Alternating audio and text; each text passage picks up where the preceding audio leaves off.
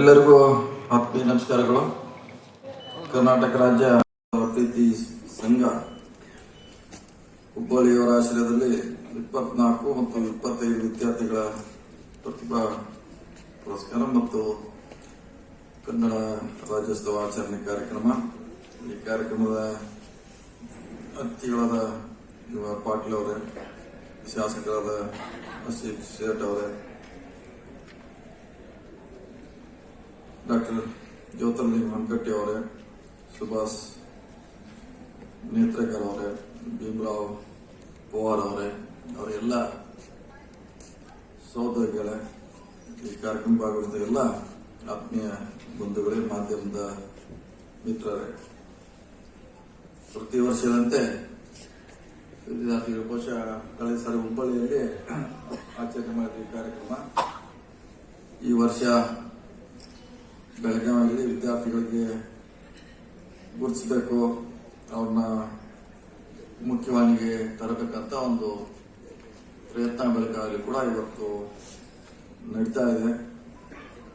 ಈಗಾಗಲೇ ಭಾಷಣಕಾರರು ತಮ್ಮದೇ ಆದಂತ ಸಮಸ್ಯೆಗಳನ್ನ, ಅನುಭವಗಳನ್ನ, ಸಮಾಜ ಮುಂದಿರುವಂತ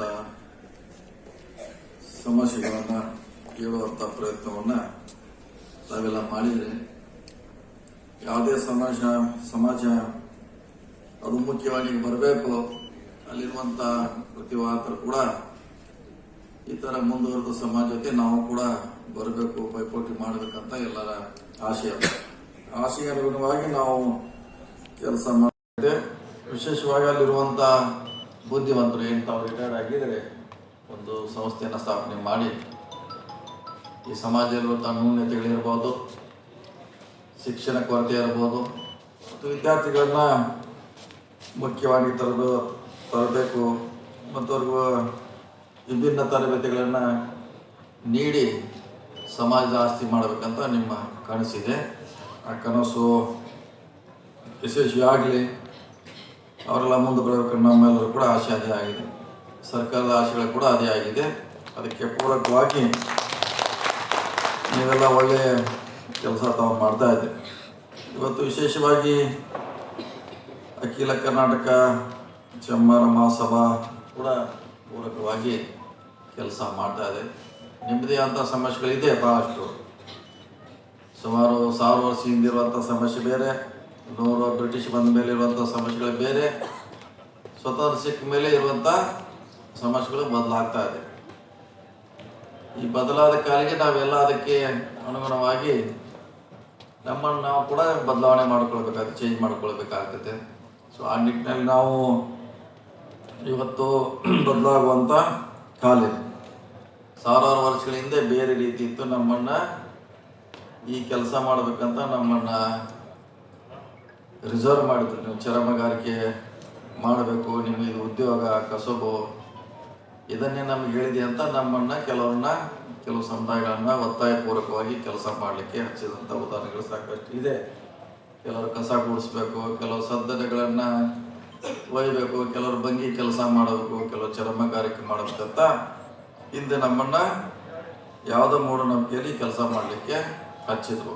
ಬಹುಶಃ ನನ್ನ ಅನುಭವ ಪ್ರಕಾರ. ಆದರೆ ಈಗ ಅದನ್ನು ಮಾಡಬೇಕಂತೇನೋ ಮಾನದಂಡಿಲ್ಲ, ಅದನ್ನು ಮೀರಿ ಬೆಳೆಯಬೇಕಾಗಿದೆ. ನೀವು ಈ ಕೆಲಸದಿಂದ ಬಿಟ್ಟು ನಾನು ಕೂಡ ಪೊಲೀಸ್ ಅಧಿಕಾರಿ ಆಗ್ತೀವಿ, ನಾನು ತಹಶೀಲ್ದಾರ್ ಆಗ್ತೀನಿ, ನಾನು ಪೈಲಟ್ ಆಗ್ತೀನಿ, ನಾನು ವಿದೇಶದಲ್ಲಿ ಓದ್ತೀನಿ ಅನ್ನೋ ಛಲಗಾರಿಕೆ ಈ ಸಮುದಾಯದಲ್ಲಿ ಬರಬೇಕನ್ನೋದು ಎಲ್ಲರ ಕನಸಾಗಿದೆ. ಅದಕ್ಕೆ ಪೂರಕವಾಗಿ ಇವತ್ತು ಕಾರ್ಯಕ್ರಮ ಮಾಡಿದ್ವಿ. ಅದಕ್ಕೆ ಪ್ರೇರಣೆ ನಮಗೆ ಬುದ್ಧ, 6ನೇ ಶತಮಾನದ ಬುದ್ಧ ಇದನ್ನು ಕೂಡ ಅವಾಗ ಇದನ್ನೇ ಹೇಳಿದ್ರು. ಅವರು 12ನೇ ಶತಮಾನದಲ್ಲಿ ಬಸವಣ್ಣವರು ಕೂಡ ಇದನ್ನೇ ಹೇಳಿದರು.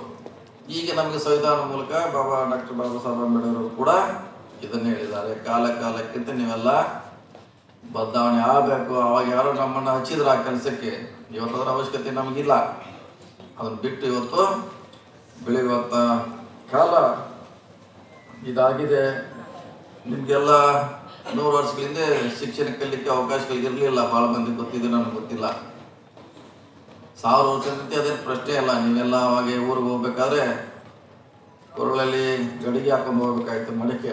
ಯಾಕೆ ನಿಮ್ಮ ಹೂಗಳು ಕೂಡ ಭೂಮಿ ಮೇಲೆ ಬೀಳಬಾರ್ದು. ನಿಮ್ಮ ಹಿಂದೆ ಒಂದು ಕೋರಿಕೆ ಕೂಡ ಇರ್ತಿತ್ತು. ಯಾಕೆ ನಿಮ್ಮ ಕಾಲ ಹೆಜ್ಜೆ ಕುಲ ಊರಲ್ಲಿ ದಲಿತರು ಬಂದಿದ್ರು, ಶೋಷಿತರು ಬಂದಿದ್ರು, ಚಂಬಾರು ಬಂದಿದ್ರು, ಸಂಗಾರ ಬಂದಿದ್ರು ಅಂತ ಇಂಥ ಕಠಿಣ ಹೇಳಿಗಳನ್ನ ನಮ್ಮವ್ರ ಪೂರ್ವಜರು ನೋಡ್ಯಾರ. ನಾವು ನೋಡಿಲ್ಲ, ನೀವು ನೋಡಿಲ್ಲ. ಅದನ್ನು ಮರಿಬಾರ್ದು. ನೀವು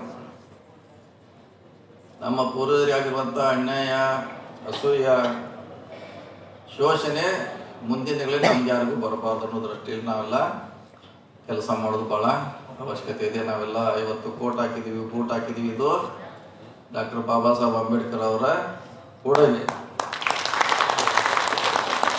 ಬಹುಶಃ ಅವರು ಸಂವಿಧಾನ ಬರೆದಿರೋದ್ರೆ ನೀವು ಯಾರು ಕೂಡ ಬಾವಿಯಲ್ಲಿ ಕೂಡ ನೀರು ತೆಗಿಲಿಕ್ಕೆ ಕೂಡ ಅವಕಾಶ ನೋಡಿ. ಕೆಲವೊಂದು ಇವತ್ತು ಕೂಡ ಕೆಲವು ಕಡೆ ಇದೆ, ಬಾವಿಯಲ್ಲಿ ಕೂಡ ನಿಮಗೆ ನೀರು ಮುಟ್ಲಿಕ್ಕೆ ಅಧಿಕಾರ ಇರಲಿಲ್ಲ. ಇಷ್ಟು ನಮ್ಮನ್ನು ಆಳುವಂಥ ಪ್ರಯತ್ನ ಈ ದೇಶದಲ್ಲಿ ಆಗಿದೆ. ಅದು ಮುಂದೆ ಆಗಬಾರ್ದಂತಲೇ ಬುದ್ಧ, ಬಸವ, ಅಂಬೇಡ್ಕರ್ ಕೂಡ ಹೋರಾಟ ಮಾಡೋದ್ರಿಂದ ಅವರ ಹೆಸರು ಕೂಡ ಇವತ್ತು ಕೂಡ ನಮ್ಮ ಮುಂದೆ ಇದೆ. ಅದನ್ನು ಯಾರು ಕೂಡ ನೀವು ಮರೆಯಬಾರ್ದು. ಮತ್ತೆ ನಮ್ಮ ಸಮುದಾಯಗಳಿಗೆ ಆ ಪರಿಸ್ಥಿತಿ ಬರಬಾರ್ದು ಅನ್ನೋ ದೃಷ್ಟಿಯಲ್ಲಿ ನೀವು ಕೂಡ ಇವತ್ತು ಶಿಕ್ಷಣದಿಂದ, ಅಧಿಕಾರದಿಂದ, ನಮ್ಮ ಜ್ಞಾನ ಬಲದಿಂದ ಅದನ್ನು ಬದಲಿಸಲಿಕ್ಕೆ ನೀವೆಲ್ಲ ಪ್ರಯತ್ನ ಮಾಡ್ತಾ ಇದ್ದೀರಿ. ನೀವು ಕೂಡ ಇವತ್ತಿನ ಪ್ರಶಸ್ತಿ ಪಡೆದಿದ್ದೀರಿ. ಬಹುಶಃ ಇತಿಹಾಸ ತಮಗೆಲ್ಲ ಗೊತ್ತಿಲ್ಲ. ಆ ಇತಿಹಾಸನ ಒಂದ್ಸಾರಿ ನೀವು ಮೆಲಕ್ಕು ಹಾಕಬೇಕು ಅಂದಾಗ ಮಾತ್ರ ನಾವು ಹೊಸ ಸಮಾಜ ಕಟ್ಟಲಿಕ್ಕೆ ಸಾಧ್ಯ ಆಗ್ತೈತೆ ಅನ್ನೋ ಮಾತನ್ನು ಇವತ್ತು ವಿಶೇಷವಾಗಿ ವಿದ್ಯಾರ್ಥಿಗಳು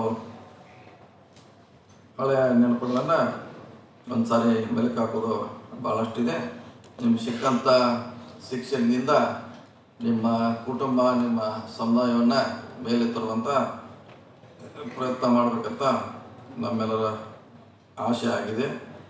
ಸಮಾಜದಲ್ಲಿ ಸಾಕಷ್ಟು ನ್ಯೂನತೆಗಳಿದೆ, ಬಡತನ ಇದೆ, ಸಾಕಷ್ಟು ಶಿಕ್ಷಣದಿಂದ ನಾವು ದೂರ ಆಗಿದ್ದೀವಿ. ನಮ್ಮ ಸರ್ಕಾರಗಳು, ಅದೇ ಸರ್ಕಾರ ಬಂದಾಗ ಎಲ್ಲರಿಗೂ ವಸತಿ ಶಾಲೆ ಕಟ್ತಾ ಇದ್ದೀವಿ, ಶಿಕ್ಷಣ ಕೊಡ್ತಾ ಇದ್ದೀವಿ. ಹಲವಾರು ಕೊಟ್ಟರು ಕೂಡ ಇನ್ನೂ ಅದನ್ನು ಪೂರ್ಣ ಪ್ರಮಾಣದಲ್ಲಿ ನಮ್ಗೆ ಕೊಡಲಿಕ್ಕೆ ಸಾಧ್ಯ ಆಗ್ತಾ ಇಲ್ಲ. ಅದನ್ನೆಲ್ಲ ನಿಮ್ಮಂಥವ್ರು ಎನ್ ಜಿ ಒಗಳು ಮಾಡಿದರೆ ನೀವು ತರಬೇತಿ ಕೊಡಿ. ಒಬ್ಬೊಬ್ಬ ಅಧಿಕಾರಿ ಒಬ್ಬನ ಬಡವರನ್ನು ದತ್ತಕ್ಕೆ ತೆಗೆದುಕೊಂಡು ಅವನ ಪೂರ್ಣ ಶಿಕ್ಷಣ 1ನೇದಿಂದ ಹಿಡಿದು ಗ್ರಾಜುಯೇಟ್ ಆಗುವವರೆಗೆ, ಅವನ ಜೀವನ ಆಗುವವರೆಗೆ ಒಬ್ಬೊಬ್ಬರು ನೀವೇನು ದತ್ತಕ್ಕೆ ಹೋದರೆ ಇನ್ನೂ ಸಮಾಜದಲ್ಲಿ ಭಾಳಷ್ಟು ಬದಲಾವಣೆ ತರಲಿಕ್ಕೆ ಸಾಧ್ಯ ಇದೆ. ಅಂಥವ್ರು ಮಾಡುವಂಥ ಪ್ರಯತ್ನ ನಿಮ್ಮ ಸಮುದಾಯಗಾಗಲಿ ಬೇರೆ ಬೇರೆ ಸಮುದಾಯದಲ್ಲಿ ಆಗ್ತಾ ಇದೆ. ಒಬ್ಬನ ದತ್ತು ತೆಗೆದುಕೊಂಡು ಅವ್ರನ್ನ ಓದಿಸುವಂಥ ಪ್ರಯತ್ನ ಕೆಲವು ಸಮಾಜದಲ್ಲಿ ಈಗಾಗಲೇ ಆಗ್ತದೆ. ಆ ನಿಟ್ಟಿನಲ್ಲಿ ನೀವು ಕೂಡ ಒಂದು ಪ್ರಯತ್ನ ಮಾಡಿ. ಅದು ಎಷ್ಟು 10 ವರ್ಷ ನಂತರ, 20 ವರ್ಷ ನಂತರ ಬಹುಶಃ ಯಶಸ್ವಿ ಆಗ್ಬೋದು ಅನ್ನೋ ಮಾತನ್ನು ಈ ಸಮುದಾಯದಲ್ಲಿ ಹೇಳುತ್ತಾ, ಸರ್ಕಾರದಲ್ಲಿ ಕೂಡ ಸಾಕಷ್ಟು ಸಮಸ್ಯೆಗಳನ್ನು ಮೊನ್ನೆ ಹುಬ್ಬಳ್ಳಿಯಲ್ಲಿ ಒಂದು ಸಭೆ ಮಾಡಿದ್ವಿ ನಾವು, ನಿಮ್ಮ ಸಮುದಾಯದ ಸಮಸ್ಯೆಗಳು ಏನಿದೆ ಅಂತ. ಸೊ ನಾನು ಬೆಳಗಾವಿ ಜಾಗದ ಬಗ್ಗೆ ಪ್ರಾಧಿಕಾರದಿಂದ ನೀವು ಅರ್ಜಿ ಕೊಟ್ಟರೆ ಅದನ್ನು ಮಾಡಿಸ್ಲಿಕ್ಕೆ ಅವಕಾಶ ಇದೆ. ಅಂದರೆ ನಿಮ್ಮ ಸಮಾಜದಲ್ಲಿ ಸಿಗುತ್ತೆ. ನೀವು ಹುಬ್ಬಳ್ಳಿಯಲ್ಲಿರೋ ಲೀಡ್ಕರ್ ಕಾಲನಿ ನಿವಾಸಿಗಳಿಗೆ ಖರೀದಿ ಪತ್ರ ನೋಡೋಕೆ ಏನು ಕಂಡೀಷನ್ ಇದೆ ಅದನ್ನು ಕೊಡಿಸುವಂಥ ಪ್ರಯತ್ನ ಮಾಡೋಣ. 12ನೇ ಶತಮಾನದಲ್ಲಿ ಶರಣರಾದ ಅರಳಯ್ಯನವರು, ಡೋರ್ ಕಕ್ಕಯ್ಯನವರು, ಅವ್ರ ಇತಿಹಾಸ ಕೂಡ ಬರಬೇಕು. ಯಾಕೆ ಮುಚ್ಚೋಗಿದೆ. ಭಾಳಷ್ಟು ಇತಿಹಾಸಕಾರರ ಇತಿಹಾಸವನ್ನೇ ದೇಶದಲ್ಲಿ ಮುಚ್ಚುವಂಥ ಪ್ರಯತ್ನ ಆಗಿದೆ. ಅದು ಬಸವಣ್ಣವ್ರು ಹಿಡ್ಕೊಂಡು ಛತ್ರಪತಿ ಶಿವಾಜಿ ಮಹಾರಾಜರ ಇತಿಹಾಸ ಇರ್ಬೋದು, ಭಾಳಷ್ಟು ಜನರ ಇತಿಹಾಸವನ್ನು ಮುಚ್ಚುವಂಥ ಪ್ರಯತ್ನ ಆಗಿದೆ. ಸೊ ಅಲ್ಲಿ ಭಾಳಷ್ಟು ಜನ ಅದನ್ನು ಹುಡುಕಿ ತೆಗೆದಾಗ ಅವ್ರ ಇತಿಹಾಸ ಇವತ್ತು ನಮಗೆಲ್ಲ ಮುಂದೆ ಬಂದು ಅವ್ರ ಹೆಸರು ನಾವು ಇವತ್ತು ಬದುಕ್ತಾ ಇದ್ದೀವಿ. ನಿಮ್ಮಲ್ಲಿ ಕೂಡ ಅವರು ಮುಖ್ಯವಾಹಿನಿಗೆ ಅವ್ರು ಬರಬೇಕು. ಅವ್ರು ಏನು ಮಾಡಿದ್ರು, ಅವ್ರ ಹೋರಾಟ ಏನಿತ್ತು 12ನೇ ಶತಮಾನದಲ್ಲಿ ಬಸವಣ್ಣವ್ರ ಜೊತೆ ಯಾವ ರೀತಿ ಅವರು ಗಟ್ಟಿಯಾಗಿ ನಿಂತು ಅವರ ವಚನ ಸಾಹಿತ್ಯಗಳನ್ನು ಉಳಿಸಿರೋನು ಕೂಡ ಭಾಳಷ್ಟು ದೊಡ್ಡ ಇತಿಹಾಸ ಕೂಡ ಇದೆ. ಅದಕ್ಕೆಲ್ಲ ತಿಳ್ಕೊಳ್ಳುವಂಥ ಪ್ರಯತ್ನ ನಿಮ್ಮಿಂದ ಆಗಬೇಕು ಅನ್ನೋ ಮಾತನ್ನು ಹೇಳ್ತಾ, ಸುಮಾರು ಸಮಸ್ಯೆಗಳನ್ನು ಹೇಳಿದೆ. ನಮ್ಮ ಜಾತಿಯಲ್ಲಿ ನಮಗೆಲ್ಲ ತಾರತಮ್ಯ ಆಗಿದೆ ಅಂತ ಅದ್ರ ಬಗ್ಗೆ ಪ್ರತ್ಯೇಕವಾಗಿ ಖಂಡಿತವಾಗಿ ಒಂದು ಸಭೆ ಮಾಡಿದ ಸರ್ಕಾರ ಮಟ್ಟದಲ್ಲಿ ಅದನ್ನು ಬೆಳಕು ಚೆಲ್ಲುವಂಥ ಪ್ರಯತ್ನವನ್ನು ಮಾಡೋಣ ಮಾತನ್ನು ಹೇಳುತ್ತಾ, ನಮ್ಮಲ್ಲಿರುವಂಥ ದುಡ್ಡು ಅದು ನಮ್ಮ ಸಮುದಾಯಕ್ಕೆ ವಾಪಸ್ ಹೋಗ್ಬೇಕು. ಅದು ಸೊಸೈಟಿಗೆ ವಾಪಸ್ ಹೋಗುವಂಥ ಪ್ರತಿಗಾಲಿ ಮಾಡ್ತಾ ಅಂದರೆ ಅದು ಇನ್ನೂ ಹೆಚ್ಚಿನ ಪ್ರಮಾಣದಲ್ಲಿ ಆದರೆ ಬಡ ಮಕ್ಕಳಿಗೆ ಓದಲಿಕ್ಕೆ ಭಾಳಷ್ಟು ಅನುಕೂಲ ಆಗ್ತದೆ ಅನ್ನೋ ಮಾತನ್ನು ಈ ಸಂದರ್ಭ ಹೇಳ್ತಾ, ಇತಿಹಾಸದಲ್ಲಿ ಭಾಳಷ್ಟು ಜನ ನಮಗೋಸ್ಕರ ಹೋರಾಟ ಮಾಡಿದ್ದಾರೆ, ಅವನ್ನೆಲ್ಲ ನೀವು ಮರಿಬಾರ್ದು. ನಮ್ಮ ಸಮುದಾಯ ಎಲ್ಲ ನಮ್ಮ ಸಮುದಾಯ ಬಿಟ್ಟು ಭಾಳಷ್ಟು ಜನ ನಮಗೆ ಹೋರಾಟ ಮಾಡಿದ್ದಾರೆ. ನಮ್ಗೆ ಅಕ್ಷರ ಕಲಿಸ್ಲಿಕ್ಕೆ ಸಾವಿತ್ರಿಬಾಯಿ ಫುಲೆ ಅಂತ, ಜ್ಯೋತಿಬಾ ಫುಲೆ ಅಂತವ್ರು ಕೂಡ ನಮಗೆ ಶಿಕ್ಷಣ ಕೊಡಲಿಕ್ಕೆ ಪ್ರಯತ್ನ ಮಾಡಿದ್ದಾರೆ. ಬಹುಶಃ ನೀವೆಲ್ಲವನ್ನು ಭಾಳ ಚೆನ್ನಾಗಿ ಮರ್ತಿದ್ರಿ, ಅವ್ರು ಯಾರಂತ ಗೊತ್ತಿಲ್ಲ. ಅವರೆಲ್ಲ ಶಿಕ್ಷಣ ಕೊಡದೆ ಹೋಗಿದ್ರೆ ಇವತ್ತು ಮಹಿಳೆಯರು ಇಷ್ಟು ದೊಡ್ಡ ಪ್ರಮಾಣದಲ್ಲಿ ಭಾರತದಲ್ಲಿ ಶಿಕ್ಷಣದಿಂದ ಭಾಳ ವಂಚಿತ ಆಗ್ತಿದ್ರು. ಸುಮಾರು ಇಂಥ ಹಲವಾರು ಘಟನೆಗಳನ್ನು ನಾವು ಮುಂದಿದೆ. ಅದನ್ನು ತಿಳ್ಕೊಳ್ಳೋ ಮೂಲಕ ಎಲ್ಲ ದಾರ್ಶನಿಕರು ನಮಗೆ ಆದರ್ಶ ಆಗಬೇಕು. ನಾವೆಲ್ಲ ಆಡ್ತಿದ್ದೀವಿ, ಬುದ್ಧ ಬಸವ ಆಗಲಿಲ್ಲ ನಮಗೆ ಆದರ್ಶ, ಇನ್ನೂ ತಪ್ಪೇ ಎಲ್ಲ ಜೊತೆಗೆ ಕಲಿಬೇಕಿದ್ರೆ ಬರೀ ಅದರಷ್ಟೇ ಆಗೋಲ್ಲ, ಇದು ಕಲಿಬೇಕು. ಬುದ್ಧ ಬಸವ ಅಂಬೇಡ್ಕರ್ ಆಗಲಿಲ್ಲ ನಮಗೆ ಆದರ್ಶ, ಇನ್ನೂ ತಪ್ಪೇ ಇಲ್ಲ ನಮ್ಮ ಸಂಘರ್ಷ ಅಂತ ನಾವು ಹಾಡ್ತಾ ಇರ್ತೀವಿ ಕ್ರಾಂತಿಕಾರಿ ಗೀತೆಗಳನ್ನು. ಅದಕ್ಕೆ ಅವರ ಆದರ್ಶ ಆಗಿಲ್ಲ ನಮಗೆ. ಯಾರ್ಯಾರೋ ಆದ್ರೆ ಸಿನಿಮಾ ಸ್ಟಾರ್ ಆದರು, ಕ್ರಿಕೆಟ್ ಪ್ಲೇಯರ್, ಅವರೆಲ್ಲ ಆದರ್ಶ ಆದರು. ಅವ್ರ ಮನೆಗೆಲ್ಲ ಮೂರ್ತಿ ಕುಡಿಸೋದಾಯ್ತು. ಅಂಬೇಡ್ಕರ್ ಮೂರ್ತಿ ಕುಡಿಸ್ಲಿಕ್ಕೆ ಇಂದ ಮುಂದೆ ನೋಡ್ತೀವಿ ನಾವು. ಕ್ರಿಕೆಟ್ ಸ್ಟಾರು, ಅವನು ಫಿಲ್ಮ್ ಸ್ಟಾರು ಆದರ್ಶ ಆದರು. ಅದಕ್ಕಾಗಿ ನಾವು ಇನ್ನೂ ಘರ್ಷಣೆ ಮಾಡ್ತಾ ಇದ್ವಿ. ಅವನ್ನೆಲ್ಲ ನಾವು ಸರಿಯಾಗಿ ತಿಳ್ಕೊಂಡಿದ್ರೆ ಈ ಭಾರತ ದೇಶದಲ್ಲಿ ಘರ್ಷಣೆಗಳು, ಹೊಡೆದಾಟ, ಜಾತಿ, ಆ ಧರ್ಮ ಈ ಧರ್ಮ ಬರ್ತಿರ್ಲಿಲ್ಲ. ಅವನ್ನ ಸಂಪೂರ್ಣವಾಗಿ ತಿಳ್ಕೊಳ್ಳಿಕ್ಕೆ ನಾವು ವಿಫಲರಾಗೋದ್ರಿಂದ ಇನ್ನೂ ಈ ಸಂಘರ್ಷ ಮುಂದುವರೆದಿದೆ. ಆದಷ್ಟು ಹೆಚ್ಚು ಅವ್ರ ಹೋರಾಟಗಳನ್ನು, ಅವ್ರ ವಿಚಾರಗಳನ್ನು, ಅವ್ರ ಐಡಿಯಾಲಜಿಗಳನ್ನು ತಿಳ್ಕೊಳ್ಳಿಕ್ಕೆ ಪ್ರಯತ್ನ ಮಾಡಿದಾಗ ಭಾರತದಲ್ಲಿ ಶಾಂತಿ ನೆಲೆಸ್ತದೆ. ನಾವು ಒಂದಾಗಿ ಬಾಳಲಿಕ್ಕೆ ಭಾಳಷ್ಟು ಅನುಕೂಲ ಆಗುತ್ತೆ ಅನ್ನೋ ಮಾತನ್ನು ಇವತ್ತು ಹೇಳುತ್ತಾ, ನಿಮ್ಮದೇ ಅಂತ ಇತಿಹಾಸ ಇದೆ. ಡೋರ ಸಮುದಾಯದ ಇತಿಹಾಸ ಕಾಶ್ಮೀರದಿಂದ ಹಿಡಿದು ಕನ್ಯಾಕುಮಾರಿವರೆಗೆ ನಿಮ್ಮದೇ ಅಂತ ಜನ ಇದ್ದಾರೆ, ಇತಿಹಾಸ ಇದೆ. ನಿಮ್ಮದೇ ಅಂತ ದೇಶಕ್ಕೆ ಕೊಡುಗೆ ಇದೆ. ಅದು ನಮಗೆ ಇವತ್ತಿನ ಕಾಲಕ್ಕೆ ಸಿಗಬೇಕಾಗಿದೆ. ಅದಕ್ಕೋಸ್ಕರ ನಮ್ಮ ಹೋರಾಟವನ್ನು ನಾವು ಇದು ಮಾಡೋದು ಭಾಳ ಅವಶ್ಯಕತೆ ಇದೆ. ಹಿಂದೆ ನಮ್ಗೆ ಯಾರು ಶಿಕ್ಷಣ ಕೊಡಲಿಕ್ಕೆ ದೂರ ಇಟ್ಟಿದ್ರು ಅವ್ರು ಯಾರಂತ ನೀವು ಕಂಡುಹಿಡಿಬೇಕು. ನಿಮ್ಮನ್ನ ಶಿಕ್ಷಣದಿಂದ ಯಾರು ದೂರ ಇಟ್ಟಿದ್ರು ತಿಳ್ಕೊಬೇಕು ಅವ್ರು ಫಸ್ಟು. ಅಂದಾಗ ಇತಿಹಾಸ, ಭಾರತ ಇತಿಹಾಸ ತಿಳ್ಕೊಳ್ಳಿಕ್ಕೆ ಸಾಧ್ಯ ಆಗ್ತಾ ಇದೆ. ನಮ್ಮ ಯಾಕೆ ಶಿಕ್ಷಣ ದೂರ ಇಟ್ಟರು, ನಮ್ಮ ಊರುಗಳಿಗೆ ಯಾವ ಒಳಗಡೆ ಯಾಕೆ ಪ್ರವೇಶ ಇರಲಿಲ್ಲ, ಇವೆಲ್ಲ ತಿಳ್ಕೊಂಡಾಗ ನಮಗೆ ಇತಿಹಾಸ ಬರಲಿಕ್ಕೆ ಸಾಧ್ಯ ಆಗ್ತದೆ. ಡಾಕ್ಟರ್ ಬಾಬಾ ಸಾಹೇಬ್ ಅಂಬೇಡ್ಕರ್ ಹೇಳಿದಾರೆ, ಯಾರಿಗೆ ಇತಿಹಾಸ ಗೊತ್ತಿದೆ ಅವರು ಇತಿಹಾಸ ಮಾತ್ರ ನಿರ್ಮಿಸಬಲ್ಲರು ಅಂತ ಹೇಳಿದ್ರು.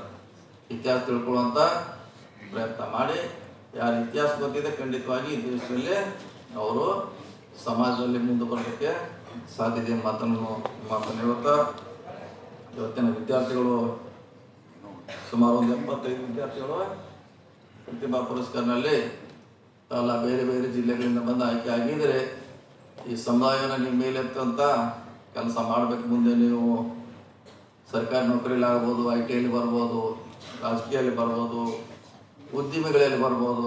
ಬಂದಾಗ ಹಿಂದೆ ನಿಮಗಾಗಿರುವಂಥ ಶೋಷಣೆ ಮುಕ್ತ ಸಮಾಜ ನಾವು ಕಟ್ಟಬೇಕಂತ ಛಲ ನಿಮ್ಮಲ್ಲಿ ಬಂದಾಗ ಇವತ್ತೇನು ತಾವು ಪುರಸ್ಕಾರ ಪಡೆದಿದ್ರೆ ಅದು ಸಾರ್ಥಕ ಆಗುತ್ತೆ ಅನ್ನೋ ಮಾತನ್ನು ಹೇಳುತ್ತಾ, ಈ ಸಮುದಾಯಕ್ಕೆ ಮುಂದಿನ ದಿನದಲ್ಲಿ ಒಳ್ಳೆಯ ಸರ್ಕಾರದಿಂದ ಸವಲತ್ತುಗಳು ಸಿಗಲಿ. ಈ ಸಮಾಜ ಕೂಡ ಬೇರೆ ಮುಂದುವರೆದ ಜನಾಂಗದ ಜೊತೆಗೆ ಅವರು ಕೂಡ ಬರಲಿ ಅನ್ನೋ ಆಶಯ ಮಾತುಗಳನ್ನು ಹೇಳುತ್ತಾ, ಈ ಕಾರ್ಯಕ್ರಮ ಬೇರೆ ಮೇಲೆ ಆಗಲಿ, ಈ ಸಮುದಾಯಕ್ಕೆ ಹೆಚ್ಚು ತಿಳುವಳಿಕೆ ಬರುವಂಥ ಕಾರ್ಯಾಗಾರ ಆಗಬೇಕು, ಇತಿಹಾಸವನ್ನು ತಿಳಿಸುವಂಥ ಕಾರ್ಯಕ್ರಮ ಆಗಲಿ ಅಂತ ಹೇಳಿ ವಿದ್ಯಾರ್ಥಿಗಳಿಗೆ ಮತ್ತೊಮ್ಮೆ ಹೇಳುತ್ತಾ, ನಿಮಗೆ ಮುಂದಿನ ವಿದ್ಯಾರ್ಥಿ ಜೀವನ ಒಳ್ಳೆದಿರಲಿ, ಒಳ್ಳೊಳ್ಳೆ ಸ್ಥಾನಕ್ಕೆ ಬಂದ ನಿಮ್ಮ ಸಮುದಾಯದ ಮೇಲೆ ಕೆಲಸ ಮಾಡಿ ಅಂತ ಹೇಳಿ ನನ್ನ ಮಾತು ಮುಗಿಸು. ನಮಸ್ಕಾರ.